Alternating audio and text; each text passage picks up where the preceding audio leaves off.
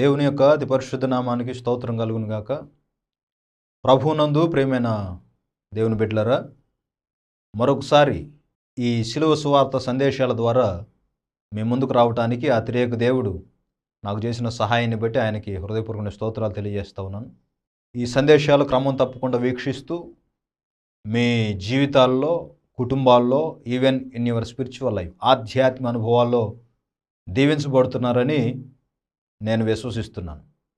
అదే క్రమంలో ఈ క్రాస్ గాస్పల్ మినిస్ట్రీస్ ద్వారా మీ అందరికీ కూడా పేరు పేరున హృదయపూర్వక వందనాలు తెలియజేస్తున్నాను. ఈ సందేశాలు విని బలపరచబడుతున్న మీరు ఆ ఆశీర్వాదాన్ని మీ అంతటా మీరే ఉంచుకోకుండా ఈ కార్యక్రమాలను ఇతరులు కూడా పరిచయం చేస్తూ దేవుని యొక్క రాజ్య నిర్మాణంలో మీ వంతుగా మీరు కూడా పనిచేయాలని కోరుతున్నాను. దేవుడు మిమ్మల్ని దీవించి ఆశీర్వదించునుగాక. ఈ ప్రత్యేక సమయంలో మన ధ్యానం కొరకు మార్కు శుభవర్తమానం 2వ అధ్యాయం 17వ వాక్యాన్ని మీ కొరకు నేను జ్ఞాపకం చేస్తున్నాను. The gospel according to mark chapter 2 verse 17. ఆ వాక్యంలో ప్రభు అంటున్న మాట, నేను పాపులను పిలువ వచ్చి తిని కానీ నీతిమంతులను పిలువ రాలేదు. ఆ త్రియేక దేవుడు ఈ వాక్య భాగాన్ని తన సన్నిధిలో జ్ఞాపకం చేసుకుని ఈ సందేశాలు చూస్తున్న మనందరితో మాట్లాడి బలపరచునుగాక. గమనించండి, ఆ వచనాన్ని ఆధారం చేసుకుని కొన్ని విషయాలు జ్ఞాపకం చేస్తాను. ప్రభు పరిచర్య చేస్తున్న దినాల్లో అనేక మంది ప్రభువుని విమర్శించారు, ప్రభువుని దూషించారు, ఎగతాళి చేశారు, ప్రభువుని తక్కువ చేసి మాట్లాడారు.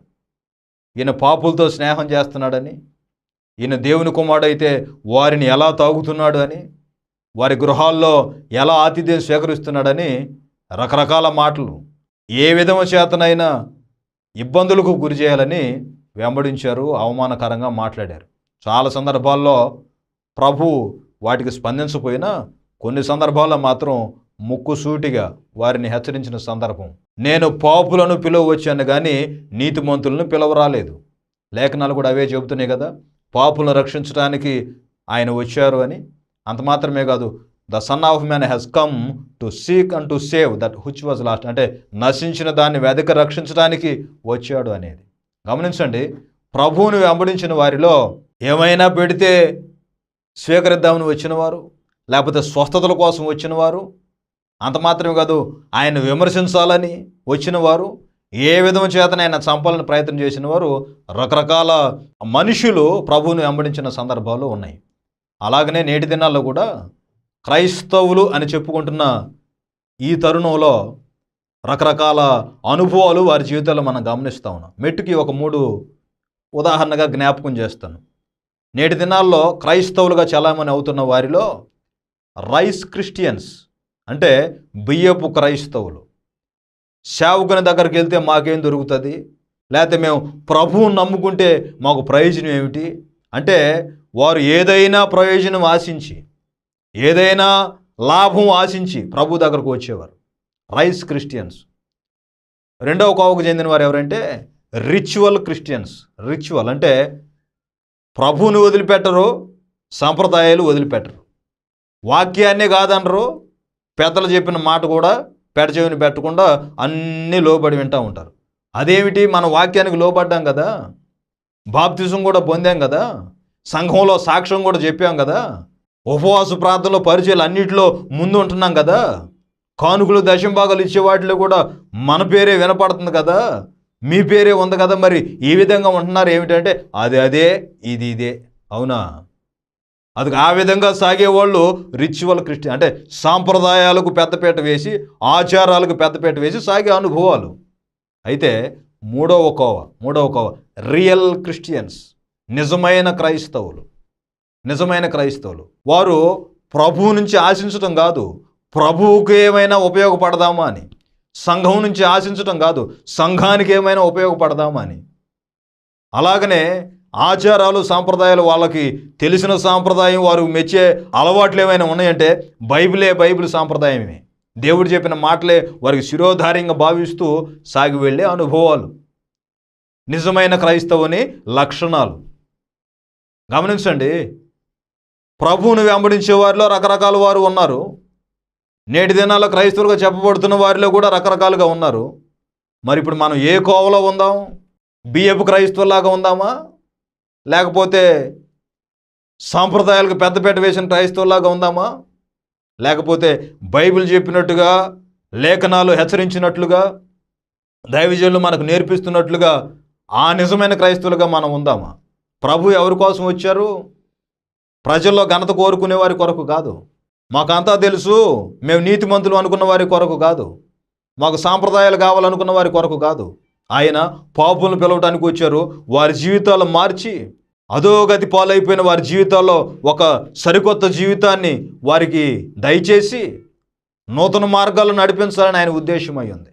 ఆ విధంగానే అందుకనే ఎవరైతే నీచులుగా పరిగణించబడ్డారో, ఎవరైతే తృణీకరించబడ్డారో, ఎవరైతే ద్వేషింపబడ్డారో, దూషింపబడ్డారో, ఎవరైతే లోకం దృష్టిలో వేరువారిగా ఉన్నారో వారినే దేవుడు హక్కును చేర్చుకొని వారికి ఆ అనంత రాజ్యాన్ని, నిత్య రాజ్యాన్ని, ఆ మహిమ కలిగిన రాజ్యాన్ని సిద్ధపరిచారు. ఆ విధంగా పాత నిబంధనలో ఒక స్త్రీ విషయంలో దేవుడు ఒకనొక సందర్భంలో ఆమెకు ఇచ్చిన అవకాశాన్ని ఆమె ఏ విధంగా సద్వినియోగం చేసుకుందో ఈ సందేశం ద్వారా మీకు జ్ఞాపకం చేస్తాను. రాహాబు క్రొత్త కోణం, రాహాబు క్రొత్త కోణం అనే అంశాన్ని మనం ధ్యానించబోతున్నాం. ఆచారాలు సంప్రదాయాలు కాక, లేదా అవసరార్థం ప్రభువు మీద ఆధారపడక, అన్ని విషయాలు ఆయనకు లోబడి, అన్ని విషయాలు ఆయన కోరుకునే విధంగా జీవించిన స్త్రీలోని ఆ సుగుణాలు, నిజమైన క్రైస్తవునికి, క్రైస్తవులకు ఉండాల్సిన లక్షణాలు ఏమున్నాయో ఒక్కొక్కటిగా నేను జ్ఞాపకం చేస్తాను. శ్రద్ధగా మనసు పెట్టి వినండి. మొట్టమొదటిది, ఆమె జీవితంలో నేను గమనించింది ఏమిటంటే, ఆమె గురించి మీరు పలు రకాలుగా మాట్లాడుకొని ఉండవచ్చు, పలు రకాల సందేశాలు విని ఉండవచ్చు, ఆమె మీద మీకు మరికొన్ని అభిప్రాయాలు ఉండి ఉండవచ్చు. అయితే ఒక క్రొత్త కోణంలో మనం ధ్యానిద్దాం. విషయం ఏమిటంటే, ఆమెను చూసిన వారంతా ఈమె వేశ్య, ఈమెది కూడా ఒక బ్రతుక, ఆ ఇంటిని చూసి ఇది వేశ్య గృహం అన్నట్టుగా సమాజం ఆమె గురించి ఏమి మాట్లాడినా దేవుడు ఏ ఆలోచన కలిగి ఉన్నాడో, ఆమె జీవితం చివరికి ఎలా ముగిసిందో జ్ఞాపకం చేస్తాను ఒక క్రొత్త కోణంలో. పరిశుద్ధాత్మ దేవుని ప్రేరణ ఈ సందేశం మీ జీవితాలకు, కుటుంబాలకు, ఆధ్యాత్మిక అనుభవాలకు దీవెనకరంగా ఉండాలని, ఫలభరితంగా ఉండాలని నేను మనసారా ఆశిస్తున్నాను. దేవుడు ఆ విధంగా మనకు సహాయం చేయునుగాక. గమనించండి, రాహాబు జీవితంలో పరిశుద్ధాత్మ మొట్టమొదటిగా నాకు నేర్పిన అనుభవం ఏంటంటే, దేవుని యందు భయభక్తులు కలిగి ఉండిన విధానం. అంటే ఆమె జీవితంలో ఆ విధంగా ఉంది కనుక మన జీవితాల్లో కూడా మనం అదే విధంగా వెళ్ళాలి. We should have the fear of the lord. ఎందుకనంటే ఆ భయము, భక్తి అనేది సామెతలు 14:26లో దేవుని యందు భయభక్తులు కలిగి ఉండటం అది బహుధైర్యం పుట్టిస్తుందట. నీకు ఎక్కడ లేని ధైర్యం వస్తుంది. చూసేవాళ్ళు కూడా బెత్తరపోతారు, అసలు ఈ వ్యక్తికి ఎంత ధైర్యం ఎక్కడి నుంచి వచ్చింది, ఈ కుటుంబానికి ఎంత ధైర్యం ఎక్కడి నుంచి వచ్చింది అని. అది దేని ద్వారా కలిగిందంటే నీ బలం, నా బలం, నీ జ్ఞానం, నా జ్ఞానం కాదు.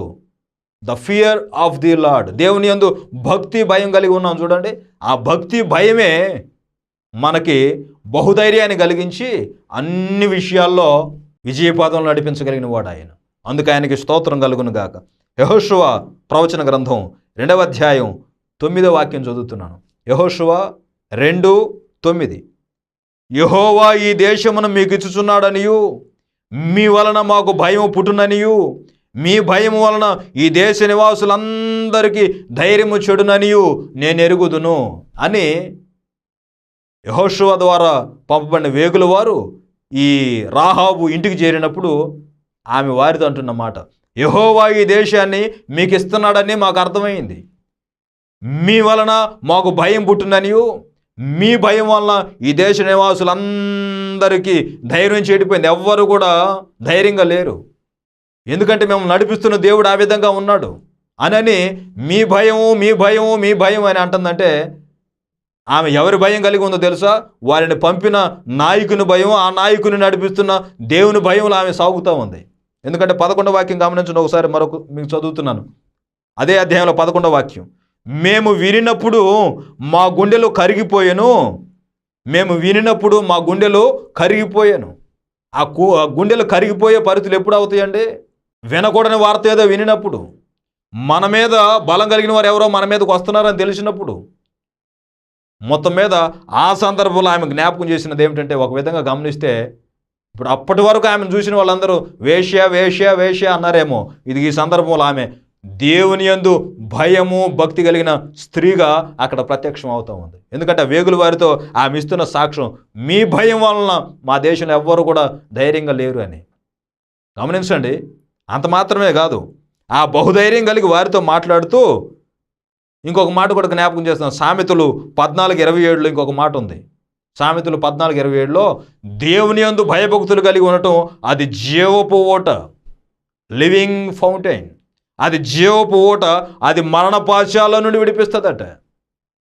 ఆమె ఇప్పుడు ఎవరి యందు భక్తి కలిగి ఉన్నదా అని అంటే, మిగతా వారిలాగా వమ్మో నా జీవితం ఏమైందో, శత్రుల చేతిలో పడతానేమో అన్న భయం లేదు, కానీ దేవుని భయం కలిగి ఉంది, దైవ భయంలో కొనసాగుతూ ఉంది. కనుక అదిగో ఆమె జీవితంలో జీవం ప్రవేశించింది. ఆమె జీవితానికి ముగింపు అగమ్యగోచరంగా మారకుండా ఒక గురి కలిగిన విధంగా దేవుడు నడిపించబోతూ ఉన్నాడు. దేవుని యందు భయభక్తులు కలిగి ఉన్నది కనుక మరణ పాశాల నుంచి విడుదల ఆమె అనుభవించబోతూ ఉంది. మిగతా వారందరూ ప్రాణాలు అరిచేతులు పట్టుకొని ఏ క్షణాన ఏమి జరిగిద్దో, ఏ క్షణాన శత్రువులు వచ్చి మీద పడతారో అన్నట్టుగా ఉన్నారు. ఈమె జీవితం మరొక రకంగా ఉంది. ఎందుకంటే కేవలం ఆమె దైవభయం కలిగి ఉన్నది కనుక. మన జీవితంలో మనం ఏం కలిగి ఉండాలి? ఎవరి భయం కలిగి ఉండాలి? మనకి మనుషులంటే భయం, అధికారులు అంటే భయం, ఏమండి పెంపుడు జంతువులు అంటే భయం, రకరకాల భయాలు మనకి. భయం భయం జీవితం అంతా భయాలమయం అని దేనికి భయపడాలో దేనికి భయపడకూడదో అర్థం కాని పరిస్థితుల మధ్యలో జీవితం సతమతం అవుతున్న నేటి పరిస్థితులు. ఇది ఈ రాహాబు, ఆమె అయితే దైవ భయం కలిగి ఉన్నది. అంత మాత్రమే కాదు, ఎఫెసీ 5:15లో వ్రాయబడినట్లు, ఎఫెసీ పత్రిక 5:15లో దినములు చెడ్డవే గనుక మీరు సమయమును పోనేక సద్వినియోగం చేసుకొనుచు అజ్ఞానుల వలె కాక జ్ఞానం కలిగి ఉండమని చెప్పినట్లుగా ఈమె సరైన టైంలో సరైన భయం కలిగి సమయాన్ని సద్వినియోగం చేసుకుంది. మరణపాశాల నుంచి విడుదల పొందడానికి ఉపయోగించుకున్నది కనుక ఆమె జ్ఞానవంతురాలైన రాహాబు అని కూడా మనం చెప్పవచ్చు. భయభక్తులు కలిగిన రాహాబు అని చెప్పిన మనం జ్ఞానవంతురాలైన రాహాబు. ఎందుకంటే ఆ సమయస్ఫూర్తిని ప్రదర్శించింది, అక్కడ సమయాన్ని సద్వినియోగం చేసుకుంది. కనుకనే నేను ఈ మాటలు మీకు జ్ఞాపకం చేస్తూ ఉన్నాను. రెండవ సంగతి, దేవుని గురించి సాక్ష్యం కలిగి ఉండాలి మనం. We should testify the lord, the God of all mighty.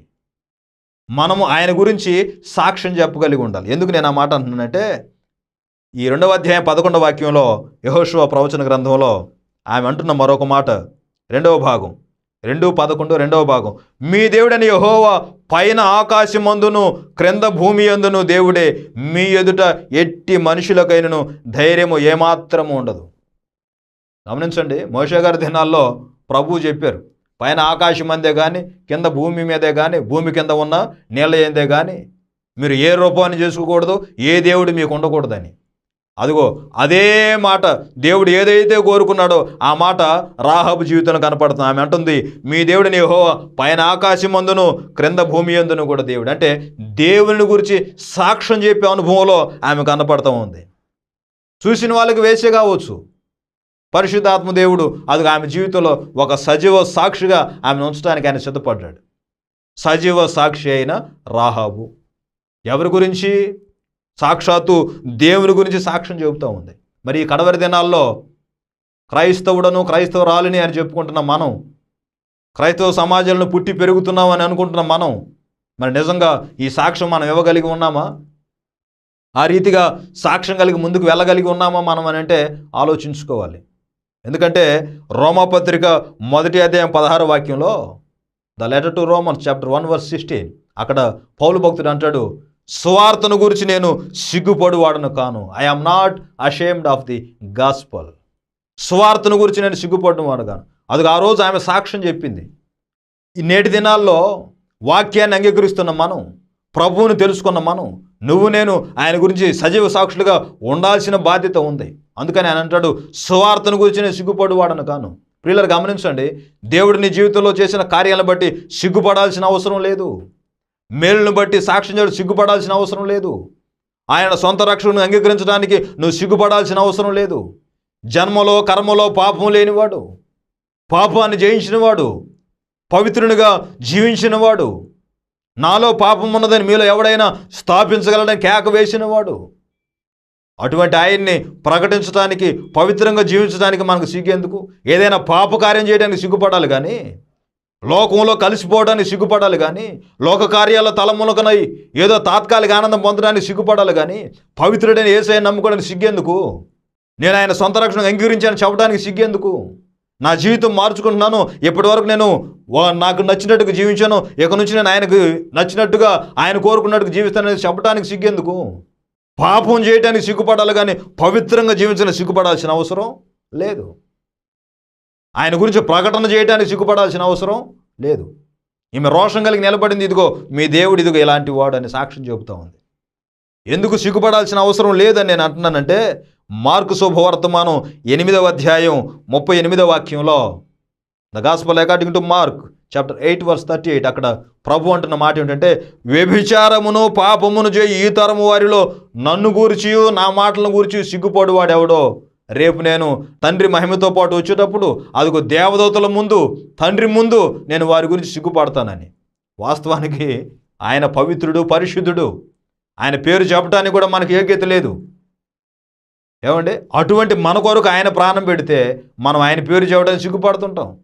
కొంతమందికి ప్రార్థన చేసుకోవడానికి సిగ్గు, వాక్యం చదవడానికి సిగ్గు, బైబిల్ మోయటానికి సిగ్గు, ఏమంటే పరిచర్య చేయడానికి సిగ్గు.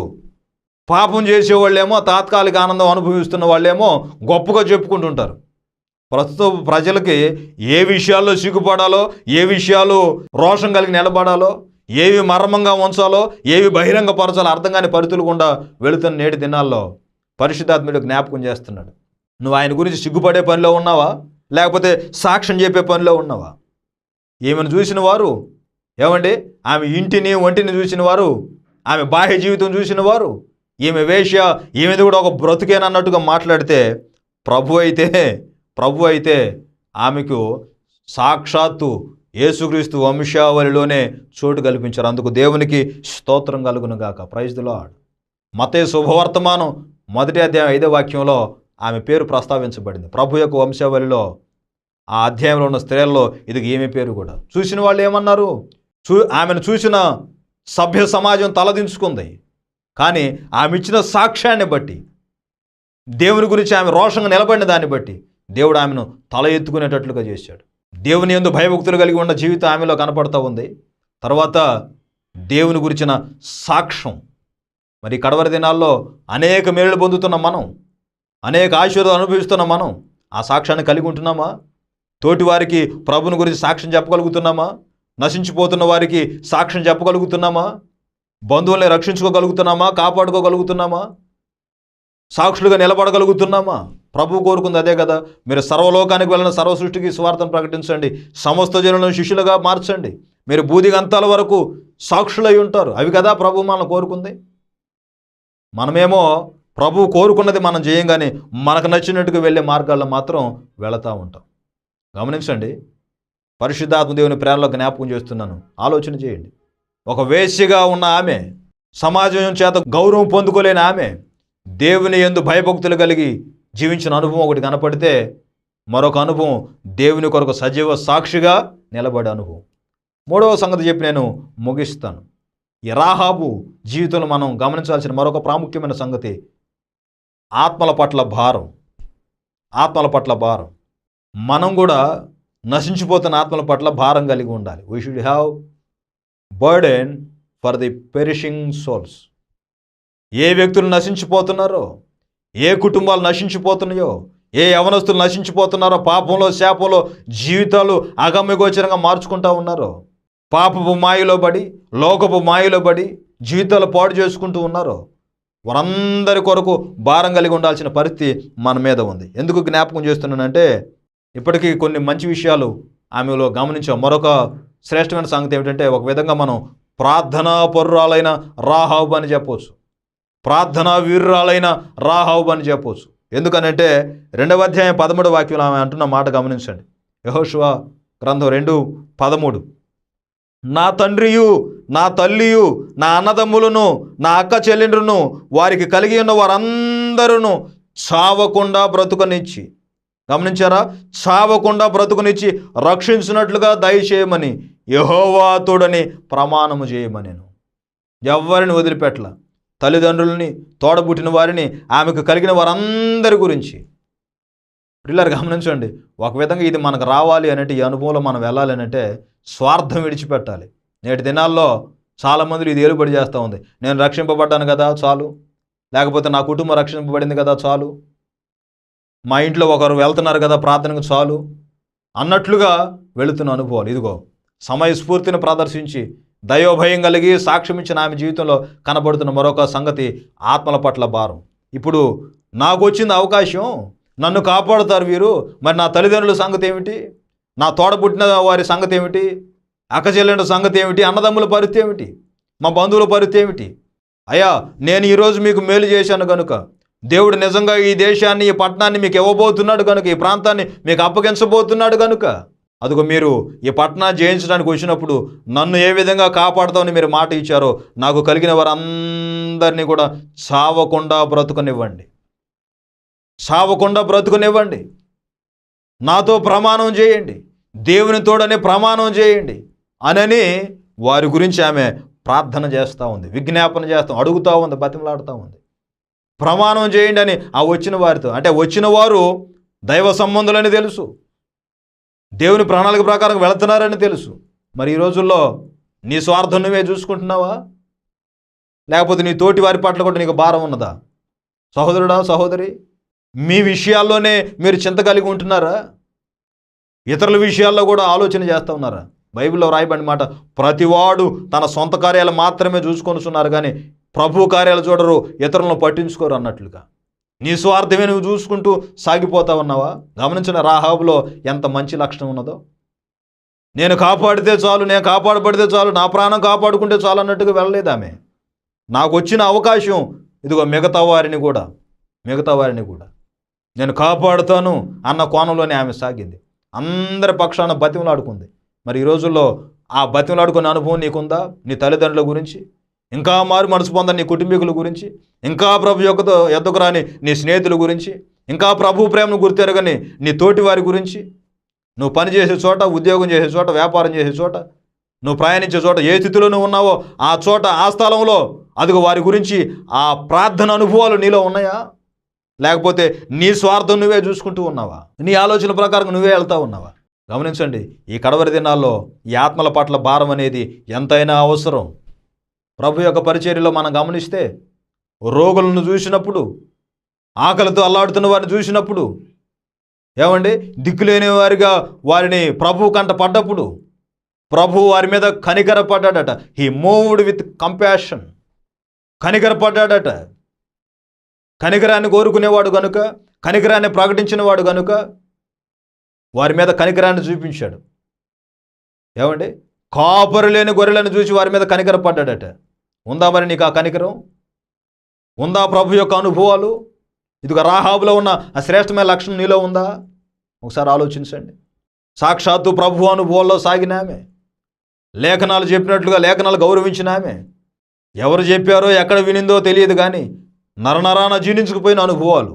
అందుకనే ఈ సందేశం ద్వారా ఆత్మ సంఘములతో చెబుతున్న మాట, చెవిగలవాడు వినుగాక.